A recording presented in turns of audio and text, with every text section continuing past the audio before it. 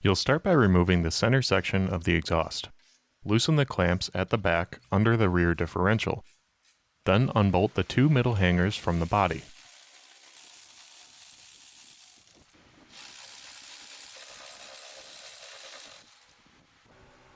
Remove the nuts at the downpipe flanges.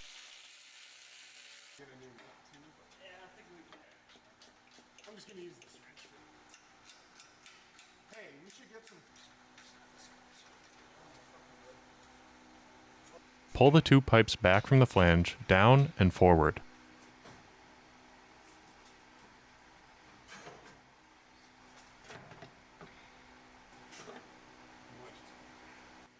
Next, unbolt the heat shield from the body. In order to completely remove the heat shield, you'll need to either drill out rivets or remove the drive shaft and slide it off. We removed it for demonstration purposes, but recommend just sliding it forward and accessing the carrier from the back. Next, make two cuts to the carrier frame, one on each side.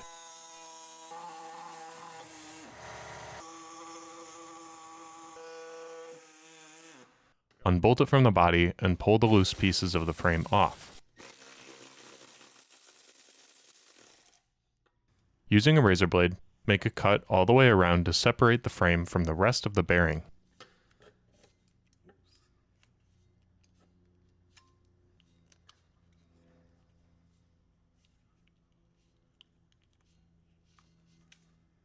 Then cut into the remaining loose rubber hanging off the front of the bearing, and cut and peel it off all the way around until it's flush with the rest of the bearing. Leave the base layer of rubber intact. Your bearing should look like this when you're done. Now we can install the new carrier. Take the top half with the bushing in it and slide it over top of the bearing with the text facing the front of the vehicle. Then bring the bottom half up to meet it and connect the two together using the provided Allen bolts. As you tighten the bolts, switch back and forth from left to right so the bolts don't bind in the holes. A small gap may form between the two bushings. This is normal. To mount it to the car, put an isolation damper on top of each foot of the carrier facing down with the small washers on top of them. Then take your bolt, fender washer, and isolation damper facing up and go through the heat shield into the carrier, through the other isolation damper and washer, and thread it into the car. Do the same on both sides. This may require an extra set of hands to do.